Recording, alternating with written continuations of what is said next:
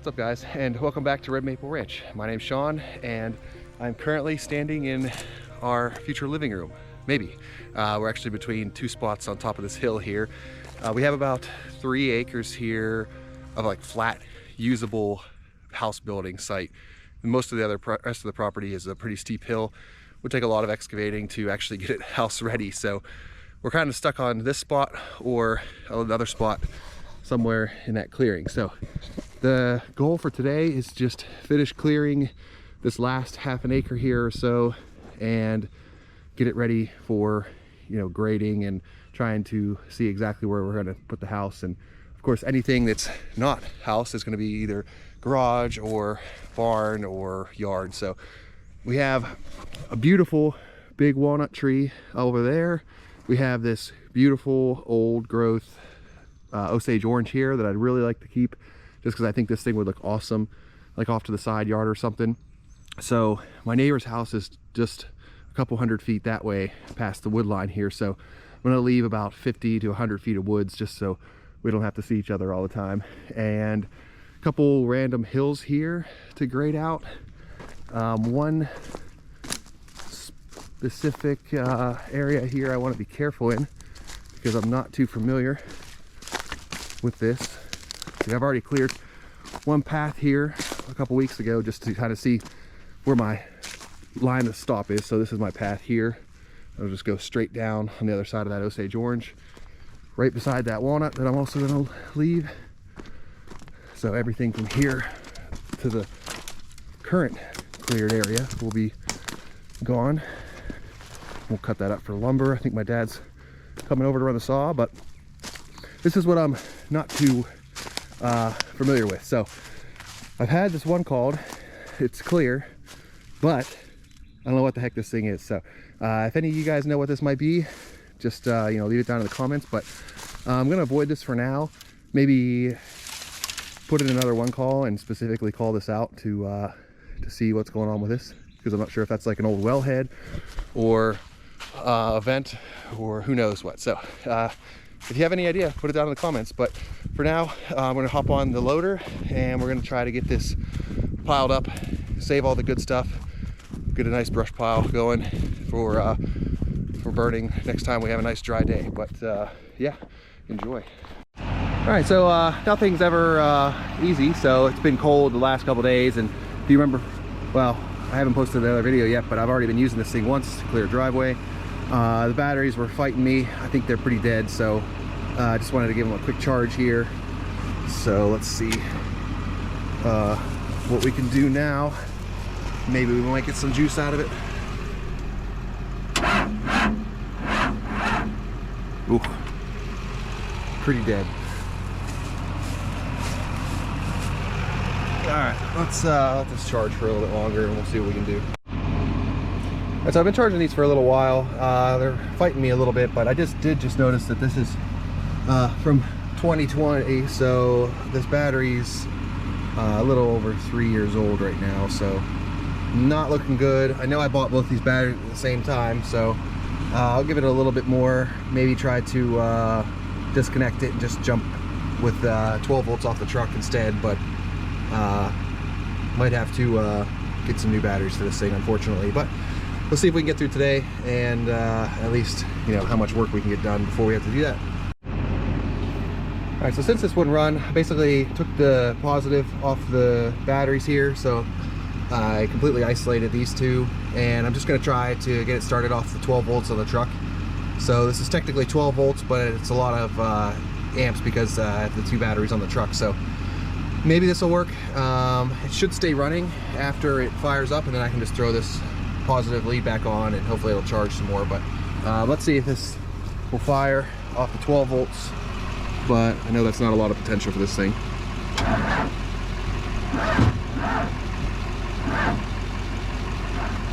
Yeah, not looking good. Not looking good. It lives. So this terminal here on the other ground was actually flipped upside down, and it was arcing from the battery terminal from the cable connector here to the battery terminal. It's like welding itself to the battery terminal there. So flip that over, pretty loose in here on that connection, so tightened all that up, cleaned it up, and let it charge for getting it fired right up. So, all right, now, 45 minutes later, we can actually get to work.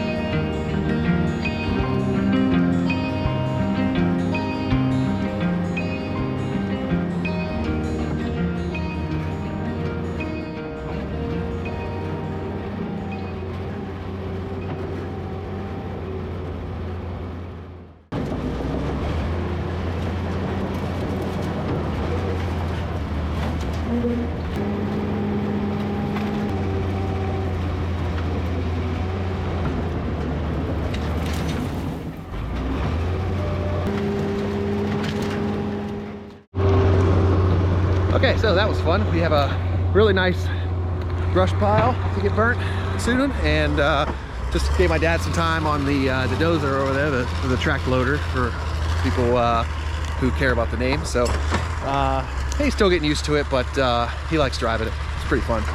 I did end up saving this beautiful walnut tree here and these 2 elm trees. So not too particular about the elm trees, but they just look nice. They were in good shape, and I think they'll be out of the way enough that I don't mind having them as some simple yard trees. So there's a few pieces of Osage orange here I would like to save, and then a couple logs we'll have to grab with the skid steer. But other than that, we are pretty much cleared here. So I'm just going to clean up and cut these last few logs that I want to save for some firewood and some bowl turning on the lathe, and we should be good to go. So thanks for watching, and I will see you on the next one.